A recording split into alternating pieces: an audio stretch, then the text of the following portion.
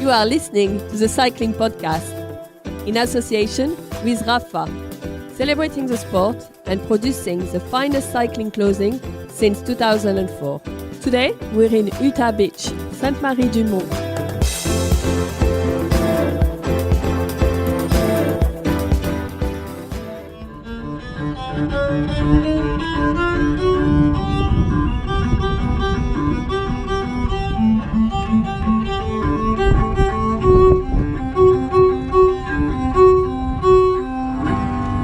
Hello, my name's Richard Moore. I am with, as ever, Lionel Birnie. Hello, Richard. And tonight we are joined by Caley Fretz from VeloNews. Hello, Richard. From across the Atlantic. Far away.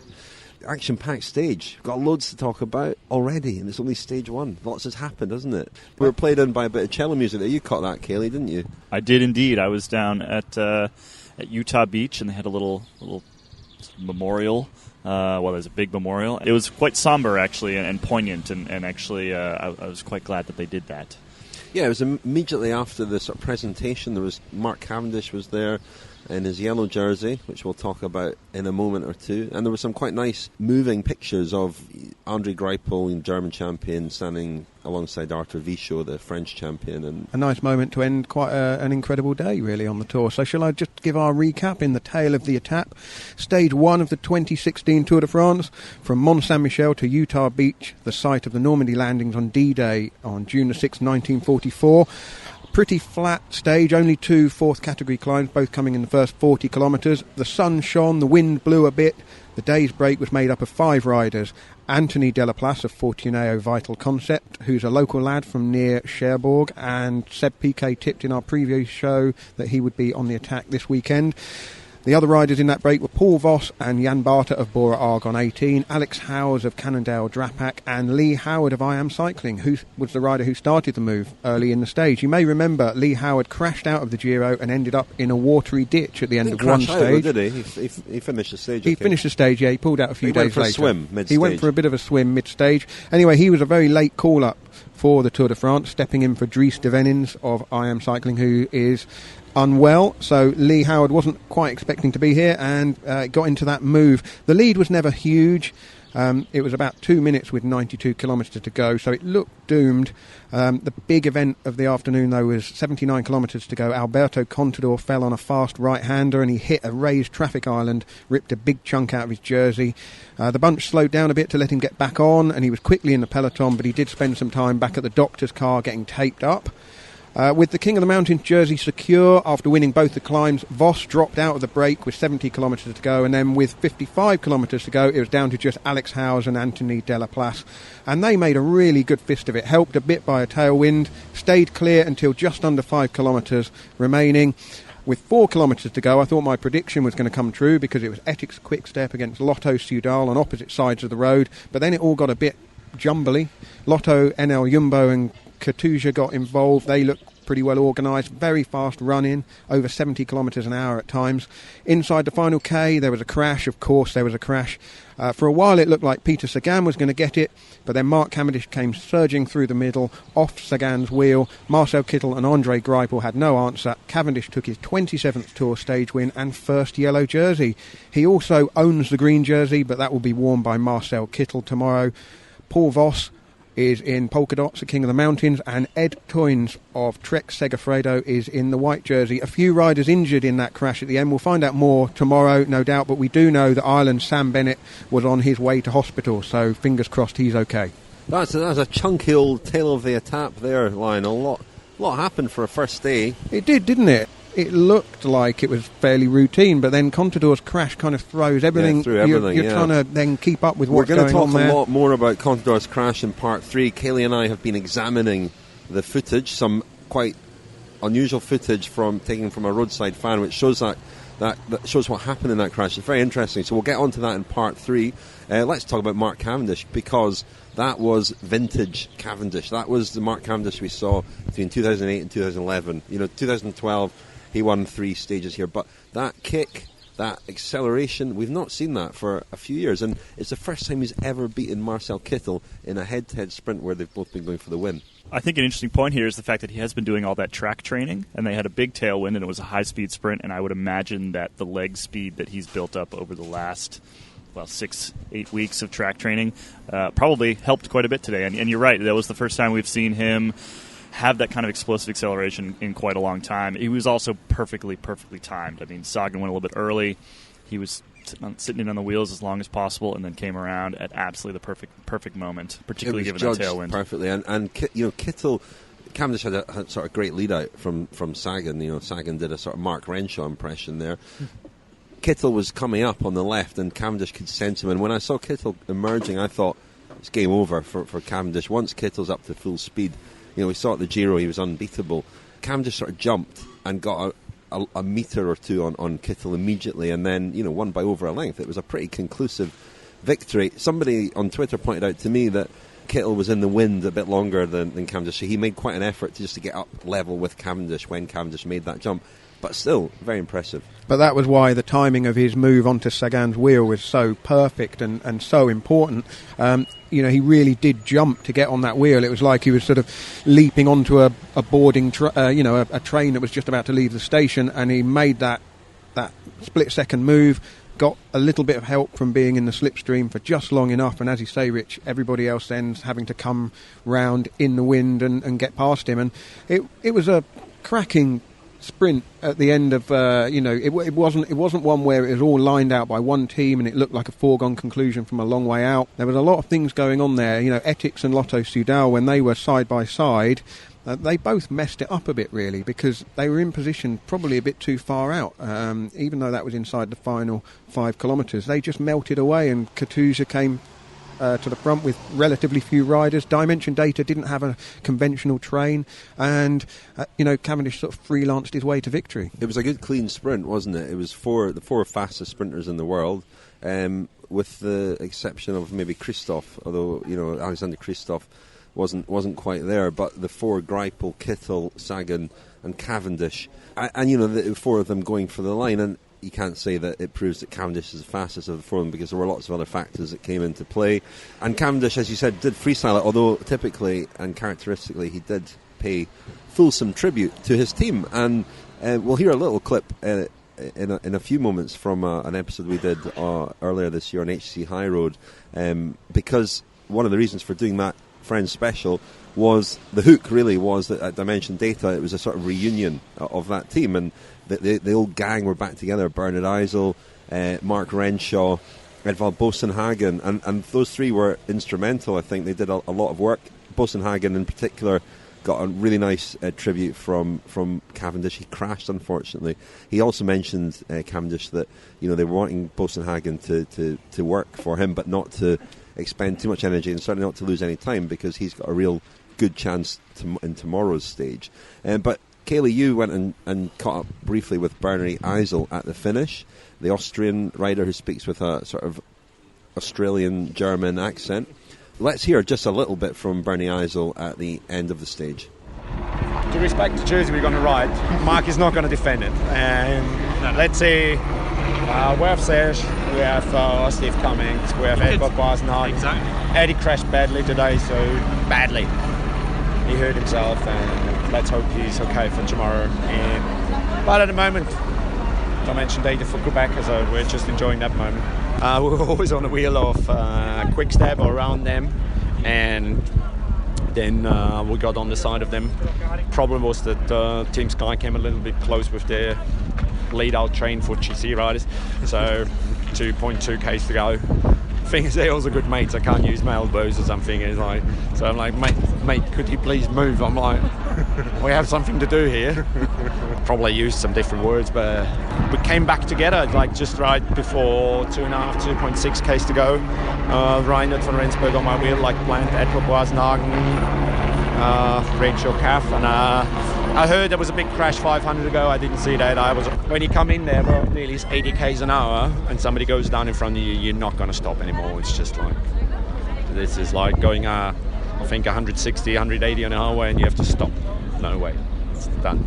I mean, it's like at the end of the day, we're not riding for the media or anything, and definitely he isn't. And could also say it's a job, but it's like we're driven by this, and especially the first stage yellow jersey. It's more like he had a focus on the Olympics also this year, so it's double program, and everybody said this is going to be tough for him.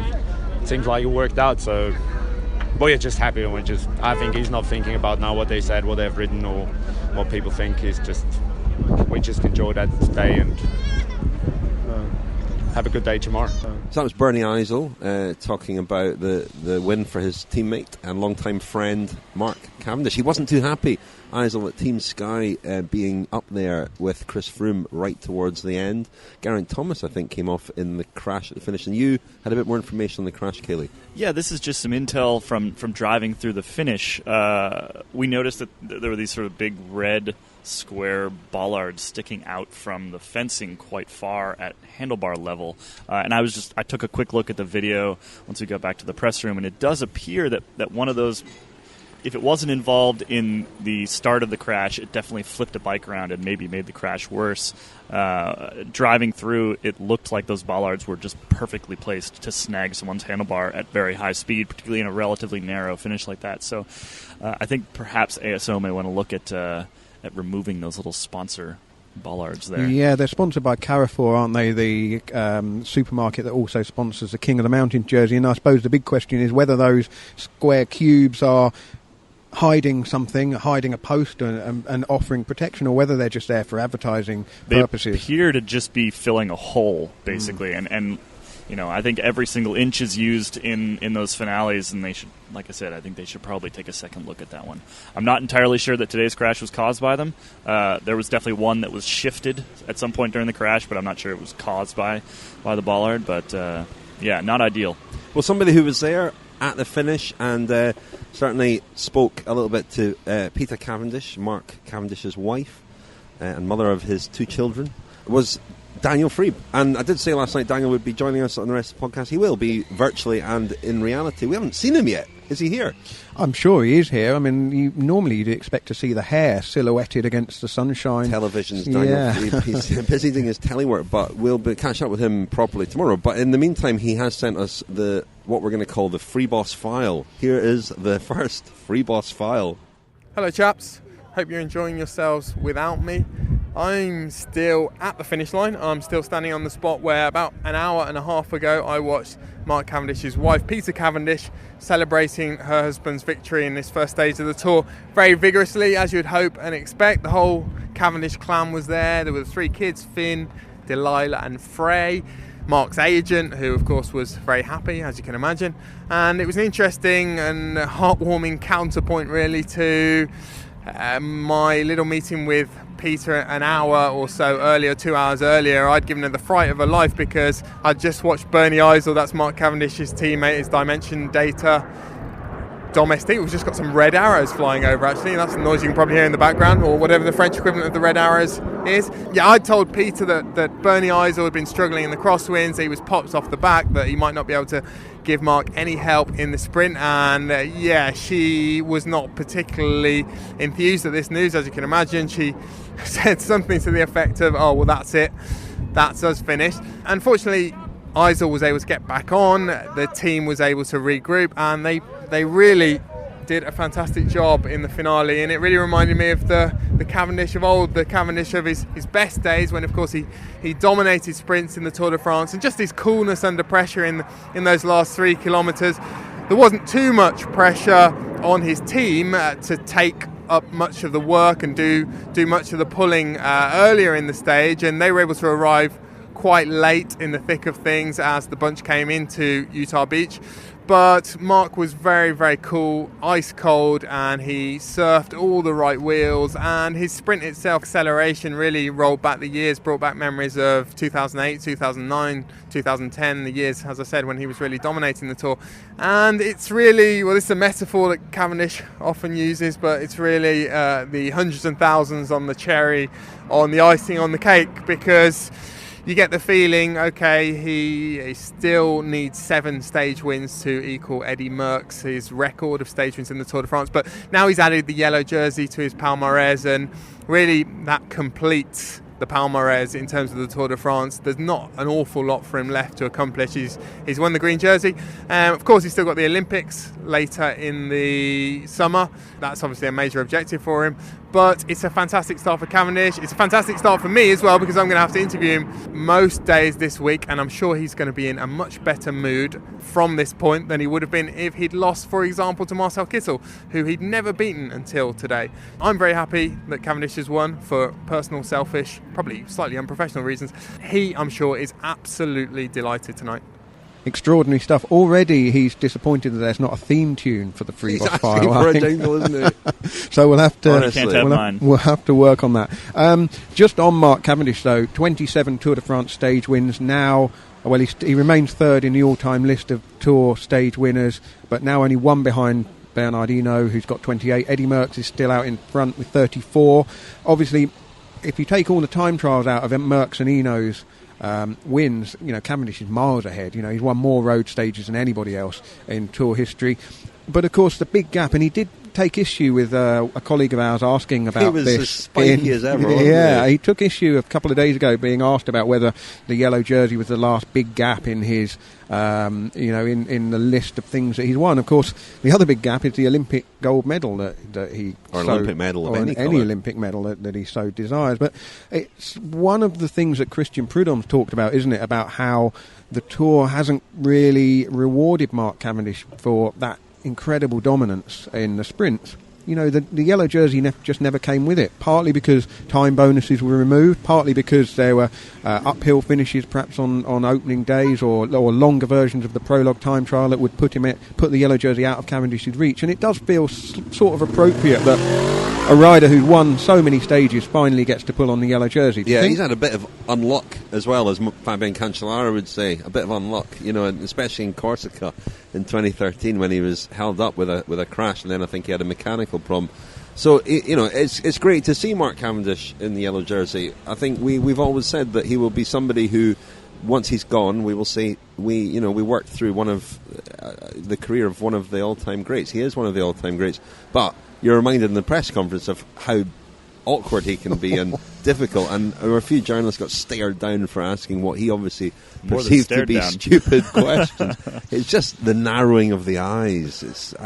I tried to tell him once about this that he had the power to terrify journalists, and he acted as though he didn't have a clue what I was talking about, which I thought was very disingenuous of him. He was asked as well he was asked a very syrupy question by an Australian TV journalist about whether he went through a few riders who'd paid some kind of tribute to Cavendish. It was a long old list as well, wasn't it? It was getting embarrassing. Of people, whether it was nice to be respected by the riders in the peloton, and Cavendish paused as he does and said, to be fair, a lot of riders in the peloton who bleep hate me guts as well. Something like that. I paraphrase a little bit. We're not allowed to swear, are we? But anyway, it was quite funny and probably true. Shall we just hear a little clip from our Friends of this Podcast special that was released earlier this year. It was a look back at HCC High Road, a phenomenal team that existed for a few years before ending at the end of 2011. And that was available to Friends of the Podcast. Sign up at thecyclingpodcast.com. Here's a little clip. Here was a top-level team that had no stars, was looking for every bit of talent they could locate and bring into the team. It just doesn't happen very often. A lot of the good riders in the peloton were high road riders. Any team would want them. And we were taking a bet on a bunch of young guys. So why not a Cavendish? He crashed in California and really tore himself up. He fought like a dog. I never forgot that. Ugly jerseys, horrible bikes, no team cars, nothing was working. I said, wow. I remember Bob said, I want to have a winning team. You have to win and win and win. This is a sport where everybody loses. When one guy wins, 180 guys lose. Become a friend of the podcast for 2016. To sign up, visit www.thecyclingpodcast.com. Eurosport, the home of cycling. And now, Pedaler de Charme. Thank you very much to Eurosport for sponsoring the podcast. And they sponsor Pedaler de Charme. And the Pedaler de Charme today is, Caley? Am I voting or am I... No, I don't Paul think it's Voss? decided, actually. Okay. Paul Voss, Paul Voss, who is the King of the Mountains as well. But it'll be a big decision for him tomorrow whether he wears the polka dot jersey or the Peddler de Charme T-shirt. I know which one I would pick. What's that? I know which one I would pick. Yeah, well, you covet one of these Peddler de Charme T-shirts, don't you? I do. Maybe I'll wear it tomorrow. You're desperate for one. No, there were a few suggestions. Matteo Tosato, who put Alberto Contador, his Tinkoff teammate's insole of his shoe in his mouth for a while he was changing shoes, which was, that certainly, I don't know if that qualifies for Peddler de Charme, to be honest, but it was quite an interesting thing to have done. Yeah, I'm not sure I'd do that for you, Rich. Lee Howard, the swimmer, the paddler de Charme from the Giro, was also nominated because he was only called up to 2 or 3 days ago and was the first man to attack. But Paul Voss is the winner. He's King of the Mountains. He rode very well, and I'll be honest, he's a friend of the podcast. Wow. We're showing a bit too much of how this all really works. My vote is still Alex Howes, who, as one of 5 Americans in the race actually, he was today, a nomination as well. Was he? Yeah. Good. Should we give it to him instead? I think we should. Yeah. Hang on. You can't award it and then take it away and give it to somebody else. Actually, Paul probably will be listening to this, so... Paul Voss is... Alex will have to do something again. We'll get Alex Howes another day. Yeah. I think he's the type of guy who should win it one day. I agree. I mean, there were nominations for him just for his helmet and sunglasses. I think that was ironic. I mean, that's basically what I was nominating him for, yeah. Deeply sarcastic, because they're an acquired taste, aren't they? Anyway, we were at the start today, Lionel, at Mont Saint-Michel, the... beautiful. It's a beautiful little island in the sea. Yeah, it's a beautiful little island in the sea. That's what I was. That's the like phrase the Bahamas, I was looking for. Stunning place. We weren't actually on it. We were just off it. But the riders rode from where we were up to Mont Saint-Michel, where cycling is banned on Mont Saint-Michel. But they got away with it. It's funny, wasn't it? It didn't really feel like the Grand Depart. It felt like at all. It was like Corsica, wasn't it? Well, I wasn't in Corsica, so what struck me is that the Grand Depart weekend really belongs to Normandy, because over the next couple of days, Sunday and Monday, we crisscross the region and before heading south. But there was no real heart, no real sort of focal point. However, I gather that the start and the helicopter shots of the rollout were spectacular. It was a lovely morning. The sun was shining, and the yesterday's bad weather stayed away. So it was a very low key atmosphere down. I wondered at the start, if it was a security thing as well. There seems to be greater security, fewer people around the starts. I think they're doing it. Yeah, well, they're doing a couple things. They're checking our bags on the way into the press room. First of all, that's new, and then it seemed to be at the finish today. They were sort of funneling people differently, like they were creating fewer access points or something like that. I will say that at the finish today, finishing at Utah Beach, that was quite poignant for me anyway. It was sort of after the stage. A lot of the fans kind of moved away from the finish and went out to the beach, and a lot of just people sort of standing on the dunes there, staring out into the beach. It was a lovely moment. We're in a press centre, a marquee, 17 kilometres from Utah Beach, and I gather the reason for that, the reason we're not at Utah Beach, because there's lots of room, is for the overhead shots. We don't want any journalists in the picture. We would this makes sense. We would spoil the view. Wow. As we I think everywhere. more the marquee that we were in would spoil the view rather than us, although So that's why we're out here. But there were beautiful overhead shots as well. Now at the start, though, another beautiful place. We spoke to a few people. You spoke to Rohan Dennis, who won the first stage time trial last year to take the first yellow jersey. So you spoke to him a year on from that, Lionel. I did, yeah. BMC rider, Australian, Rohan Dennis, yellow jersey exactly a year ago. Well, not exactly a year ago, but on the equivalent day a year ago. We get the point. Well, somebody will say, "Oh, it wasn't exactly a year ago. It was on." And I'll be, my I'm going to tweet at you now. Yeah, exactly. Caley will tweet me and tell me. I'll give you another grueling couple of hours on Twitter. Goodness me, dealing with that head slumped on table, rocking backwards and forwards. It's a normal day. This happens every day at some point. Just giving the listeners a little insight into our world here on the Tour de France. It's only just begun. Lionel's morale is very fragile. Careful what you say. I'm in very good spirits. Anyway, Rohan Dennis was also in very good spirits.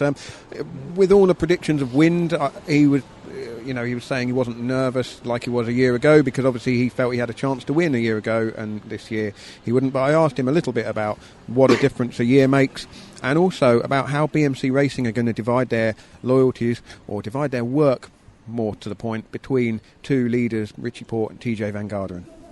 Rowan, a year ago, a very different start to the Tour de France. You were probably still been in your hotel, getting ready to go to the start in Utrecht. One of the best days of your career. Very different feel to the Tour de France today. Yeah, a lot different. Obviously, no prologue this year, so it's a lot less stress. It's actually a lot nicer. Obviously, there's a lot of wind today, so there is stress. But it's pretty straightforward for me. Till stage 13, there's no holding back when it comes to helping TJ and Richie. And then stage 13, I can have a crack at that time trial. Other than that, it's no goals for me personally. Yeah. How is the responsibility split between the riders when it comes to TJ and Richie? Because you've got two men who could finish on the podium, could even go better than that. Are you assigned to one or the other in the team? Is that how it works or not? Obviously, we can't have 7 guys assigned to TJ and leave Richie by himself. So we have to obviously split it a little bit. And ideally, we all make it, obviously, every stage without losing time, especially days like today. Say Richie gets a puncture, I think we'll keep guys with TJ, just make sure he doesn't have any issues, but majority of the guys will go back and help Richie, or vice versa, just to make sure that we have as many bullets to fire when it really matters. Lastly on today, the wind is blowing a little bit. What's the mood in the team regarding the conditions today? I mean, do you know what to expect out there? Yeah, we've got Moynard, he's from Normandy, and he's given us a pretty good insight on what is to come. And as you can see, it's a lot like probably the first stage of the Tour last year in Holland, where it's probably going to split at some stage and maybe come back, maybe not.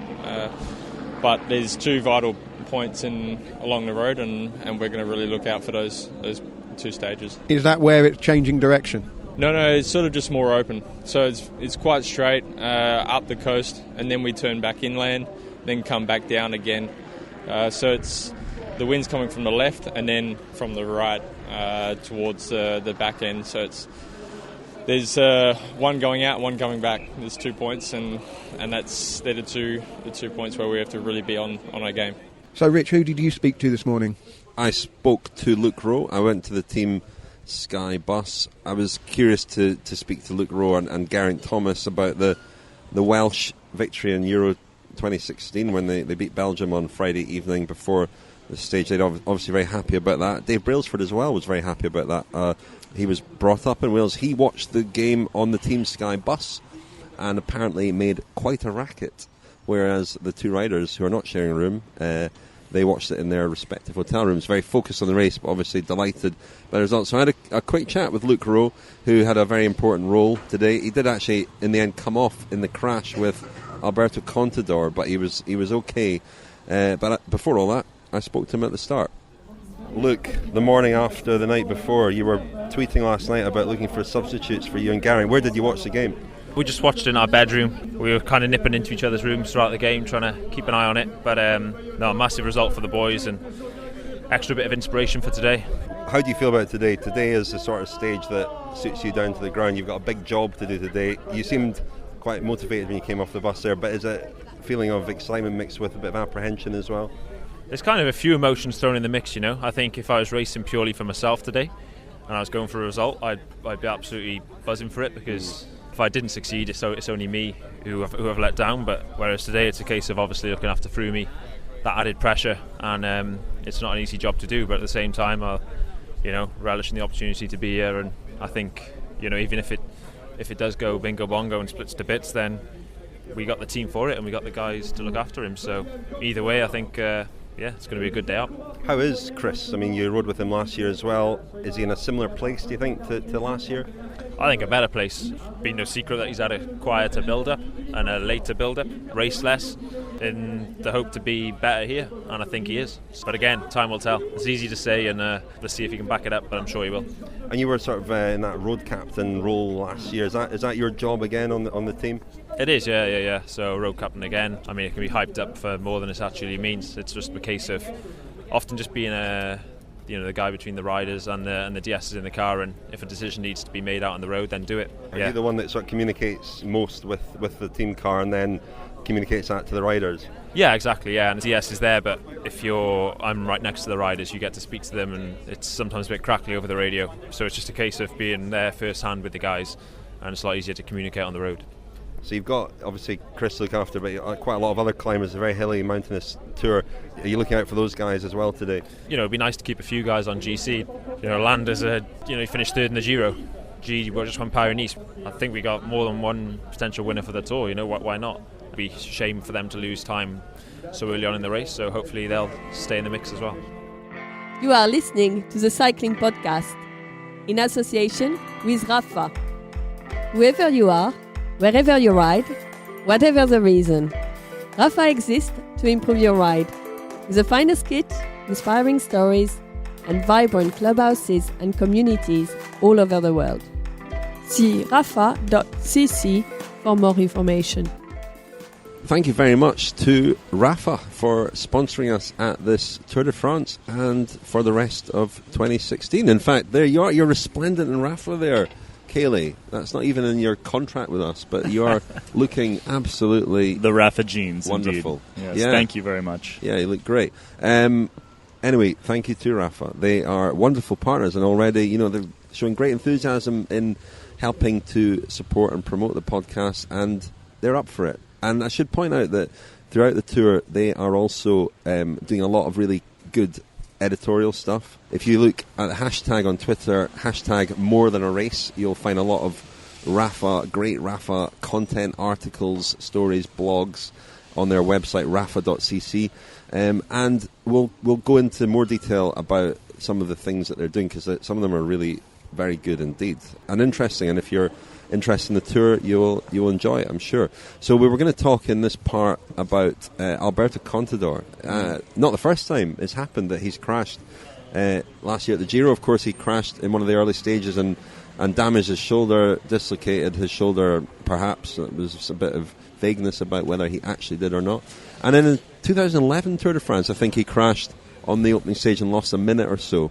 He didn't lose any time today, but it was a heavy old crash, and it wasn't as we thought. It was the peloton. It was 77 kilometres to go, I think. Lionel, you said 79, but I think it was 77 kilometres to go. I could be wrong.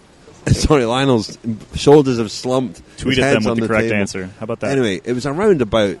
It doesn't really matter, actually, whether it doesn't matter at all, does it? Whether it was 77 or 79. It makes no difference Get whatsoever. to the point. Anyway, it looked as though the crash happened because they came out of a roundabout pretty quickly, and there was a central reservation there, and Condor crashed into that. But he didn't. That wasn't what caused the crash, was it, Caley? No, his front wheel just slid. It just disappeared out from underneath him. There's a fan video that's now circulating that someone was standing on top of a motorhome or something nearby and panned across the entire thing. And Contador didn't hit anybody. He didn't hit anything. He just, front wheel was gone, and then he kind of rolled over that center median, and then it looks like he took, I think it was Brent Bookwalter from BMC out behind him, and one or two other riders, Luke Rowe, and so it was I guess really nobody's fault but his own, just a or freak, whatever he hit. Freak. Yeah, I mean, just based on personal experience, I would guess that maybe he grabbed a bit of front brake and just lost the front wheel. Well, yeah, but that's pure speculation. It was a heavy old crash, though, wasn't it? And he was pretty bashed up afterwards.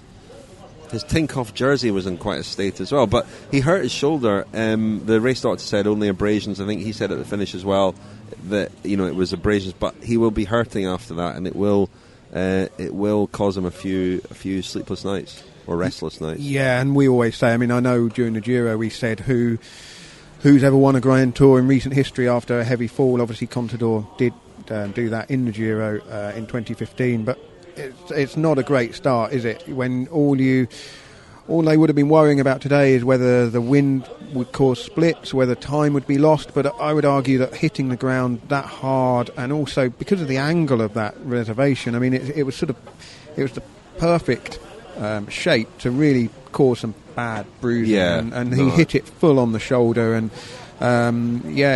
we'll have to see how he goes in the next few days. And we've got a slightly lumpy stage on, I think, Tuesday, and another one on Thursday, and then suddenly it's the Pyrenees. There's not an awful lot of recovery time, and the GC riders just want the easiest possible route through the first week. And he was in the right place, wasn't he? I mean, he was in the safest place in theory in the peloton, so he hadn't done anything. It wasn't an accident that came about through any kind of carelessness or lack of attention on his part. Just a freak instinct, could happen to anybody. An accident, yeah. I mean, if you're going to crash any day this entire tour, though, if you go look at the route, I would pick today, honestly. I mean, at least he does have, theoretically, maybe a day or two to try to recover. If this happened a week from now, I mean, it could be tour over the next stage. Whereas tomorrow, it's lumpy, it's tricky. But he's probably not, assuming he can pull on the bars, probably not going to lose time. Definitely not ideal, but... Yeah. Tomorrow, we bumped into Sebastian Piquet on our way out the press room there. Seb Piquet, the voice of Radio Tour. He's the guy that calls the race in the cars over the official channel. He joined us on the podcast last night. He predicted Julien Alaphilippe to win Tuesday's stage. He also promised that if Alaphilippe wins the Tour, which is unlikely, that he will walk naked into Paris. And we were wondering whether we could get him to fulfill some of that promise if Alaphilippe just wins the stage. Top 10, maybe he could walk to Paris in just underpants. Yeah. What about if he wins the stage? What should we expect then? Topless? We'll let him off that. And if Alaphilippe, no shoes. If Alaphilippe finishes in the sort of 50s or 60s, then he can walk into Paris fully clothed. Fully clothed, maybe extra clothes. Yeah, right, we should wrap things up. Before we do, a new segment, Corrections and Clarifications. I owe an apology to Orla Shinawee, who I suggested last night was stuck on Mont Saint-Michel and missed the Team Sky press conference.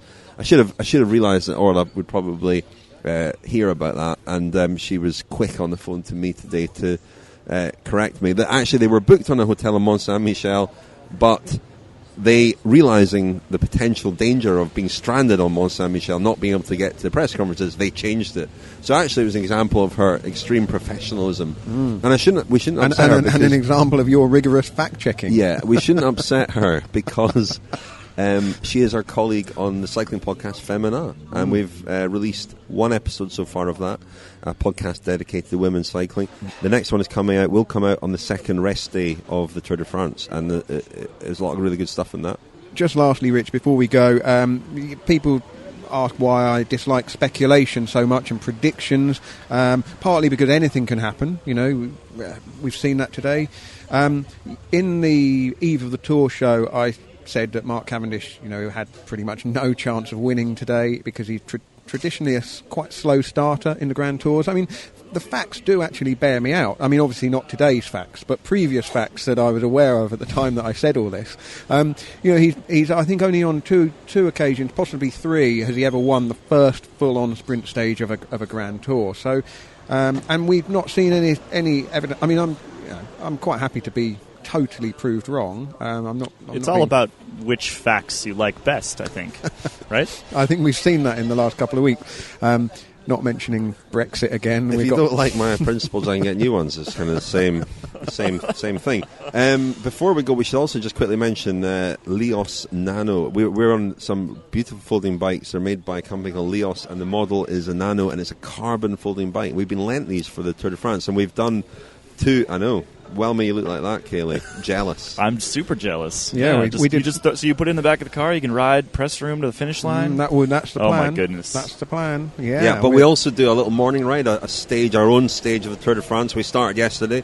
I won the stage, and today I won again, didn't I, Lionel? You did, yeah. I'm playing the long game. I'm hoping to win some in the third week. Taking it day by day. Unlike Mark Cavendish, I hit the ground running.